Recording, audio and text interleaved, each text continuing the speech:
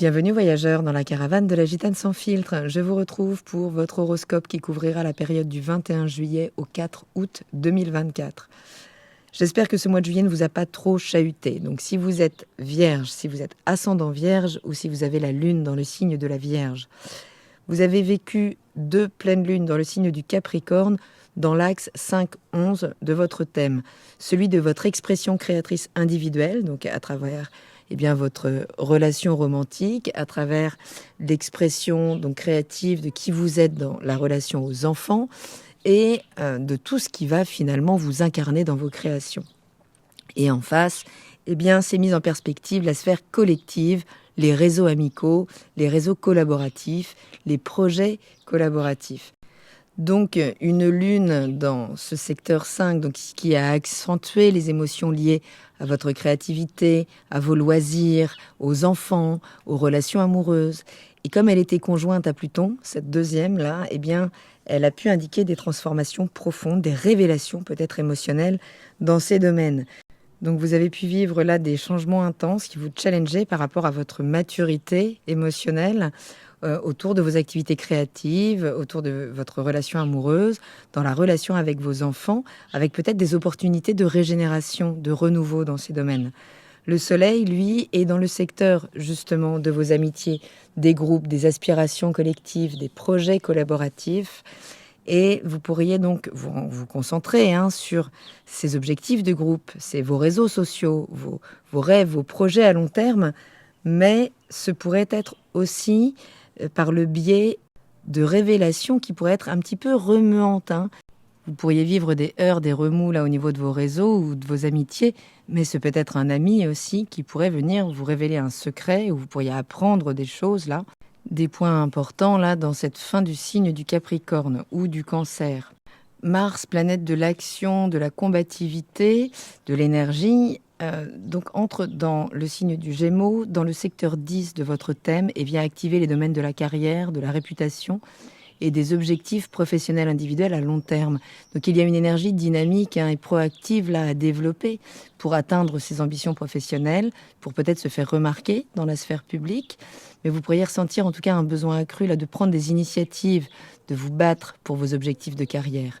Juste attention au conflit, puisque là où est Mars, il y a la possibilité de vivre le conflit alors plutôt extérieur, dans la confrontation. Donc attention à votre agressivité, attention à l'agressivité verbale éventuellement de l'autre, puisque les mots, les actions peuvent être un peu éparpillés dans le signe du Gémeaux.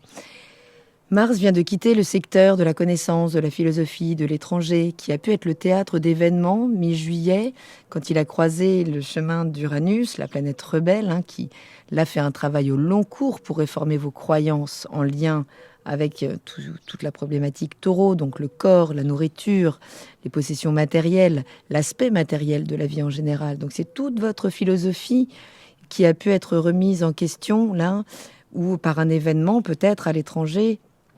Si vous avez décidé de reprendre de hautes études, ça a pu chambouler un peu vos systèmes de croyances, puisque cette conjonction-là, effectivement, a pu apporter des changements soudains, peut-être aussi des actions innovantes, pour élargir vos dimensions spirituelles, donc à travers vos études, vos voyages, l'idée d'accueillir des opportunités pour élargir vos horizons aussi. Mais cet Uranus est en tension avec votre planète, avec Mercure, qui est un peu en retrait, qui est en maison 12. Donc, ce mental, cette communication a besoin d'être beaucoup plus tournée vers l'intérieur, puisque en maison 12, on travaille les processus psychologiques inconscients, les secrets, la spiritualité.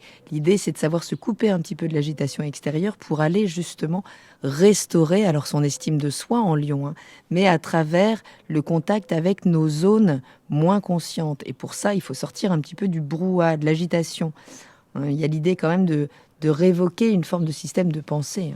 Donc attention aux maux de tête résultant d'une pression trop intense, de nœuds que vous pourriez vous faire au cerveau. L'idée en maison 12, ça n'est pas d'être proactif, d'utiliser son mental avec son ego, mais plutôt justement de le lâcher pour qu'il soit transparent. C'est plutôt l'idée de la méditation en maison 12. Vénus est aussi dans ce secteur. Vénus, c'est le charme, c'est l'harmonisation, donc Là, elle peut vous apporter beaucoup de générosité dans justement cette vie cachée, dans les aspects cachés de la vie. Surtout qu'elle est en bon aspect Jupiter, en Gémeaux, en maison 10. Donc il y a l'idée là d'une expansion, mais à aller travailler dans son fort intérieur. Il pourrait y avoir des chances là dans la carrière, dans la réputation, à travers des rencontres, des opportunités financières, peut-être des coups de chance, mais qui pourraient créer une forme de stress intérieur, vous confronter à votre auto-estime de vous. Est-ce que j'en suis capable ou non? Mais vous pourriez vraiment bénéficier de cette période pour améliorer là votre vie amoureuse, mais en discrétion, dans les coulisses. Alors peut-être dans une relation cachée de tous. Neptune rétrograde justement dans le secteur de la relation, qui influence donc eh bien, les partenariats, les relations, les mariages, et qui peut créer une forme de confusion. L'idée, c'est de réévaluer là peut-être les dynamiques relationnelles, de revenir sur certaines illusions auxquelles vous pourriez encore vous accrocher, mais qui doivent être impérativement lâchées. C'est un secteur qui a pu être idéalisé, qui demande à ce que vous vous détachiez de certaines croyances ou d'illusions, donc en lien avec la relation, eh bien pour ne pas en subir les écueils plus tard. Utilisez cette période pour peut-être sortir du jugement que l'autre porte sur vous, trouver plus d'autonomie dans votre auto-estime et peut-être revisiter vos attentes envers votre partenaire, explorer peut-être de nouvelles dimensions spirituelles dans vos relations, clarifier peut-être certaines illusions en lien avec les partenaires, qu'ils soient amoureux ou professionnels. Je vous propose de faire un tour des périodes qui vous seront plus favorables et des périodes où il faudrait être peut-être plus vigilant pendant cette période.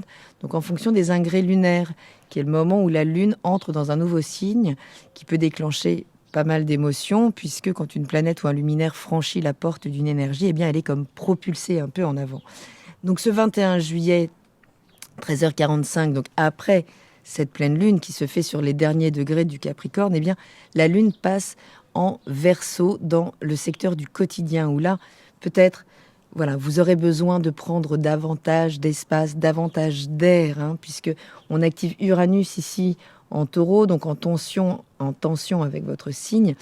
Donc tout ça vous demande de lever le pied, en gros, de prendre un peu de distance là, vous mettre en retrait pour retrouver un peu de fluidité, en tout cas moins de nervosité dans votre quotidien. L'idée, c'est vraiment d'innover, de profiter de cette activation d'Uranus en Taureau qui amène des idées nouvelles, des changements positifs là potentiellement à votre signe, pour travailler en fait les croyances, à réformer toutes celles qui créent justement ces tensions internes, cette résistance mentale aussi au changement et qui peut créer des maux psychosomatiques. Dès le lendemain, donc le soleil passe dans votre secteur 12 puisqu'il passe dans le signe du Lion où il y a déjà donc Mercure, Vénus. Donc là, on parle d'un besoin de se ressourcer. Vous avez peut-être surestimé vos limites. C'est un mois de repos obligatoire. Mieux vaut qu'il soit choisi. J'espère que vous partez en vacances ou que vous saurez au moins faire un break, puisque sinon ce repos peut vous être imposé. Le 23 juillet, autour de 15h, 15h30, la Lune passe dans le signe du Poisson. Donc elle s'oppose, et là, c'est là où peuvent s'activer justement certaines désillusions, peut-être encore résiduelles en lien avec la relation. C'est un moment qui pourrait être en tension avec le partenaire, justement, ou à minima un peu confus. Vous amenez quand même peut-être cette journée quelques frustrations, mais en lien plus avec vos illusions qu'avec ce que peut réellement vous donner le partenaire. Un Neptune rétrograde, il intensifie justement les illusions, les malentendus, mais pour pouvoir remettre de la transparence, pour pouvoir remettre de la clarté, pour pouvoir réorganiser finalement la relation amoureuse ou contractuelle. Le 25 juillet à 17h, la Lune entrera dans le signe du Bélier, dans votre secteur de transformation en maison 8, qui va donc activer Mars en Gémeaux. Donc attention là à l'impulsivité, les réactions pourraient vous dépasser vous-même en fait. Il y a la possibilité là d'être proactif en levant le voile sur des situations, en affrontant des secrets qui pourraient créer des chamboulements, mais vigilance quand même à ce qui pourrait jaillir ces jours-là émotionnellement de vos plus grandes profondeurs. 27 juillet, aux alentours de 21h, la Lune passe dans le signe des Taureaux et elle active Vénus. Donc là, c'est un moment vraiment sympa, notez-le, puisque là, vos besoins sont nourris, surtout si vous êtes en voyage à l'étranger, si vous vous ouvrez à d'autres choses, si vous restez vraiment souple d'esprit, hein, ou peut-être si vous reprenez des études, si vous retournez sur les terrains de vos ancêtres, hein, qui sont peut-être éloignés, mais l'idée là, c'est de vous sentir ressourcé, de vous sentir stable. Et Vénus en Lion vient apporter des moments de plaisir, de valorisation personnelle, mais sans finalement avoir besoin forcément d'entrer en contact avec l'autre. Donc il y a l'idée là justement de déployer cette auto-estime qui se détache du regard de l'autre. Le 30 juillet, aux alentours de minuit, la Lune passe dans le signe des Gémeaux, donc active justement votre planète là en Vierge. Donc carré Mars, c'est là où peuvent se réveiller des mots enfouis, des choses cachées, des choses dites dans votre dos. Voilà, vigilance, ça peut être un moment pas très agréable, un moment de tension dans vos interactions, peut-être avec des figures d'autorité ou des personnalités autoritaires. Le 1er août, aux alentours de 6 heures, la Lune passera dans le signe des Cancers.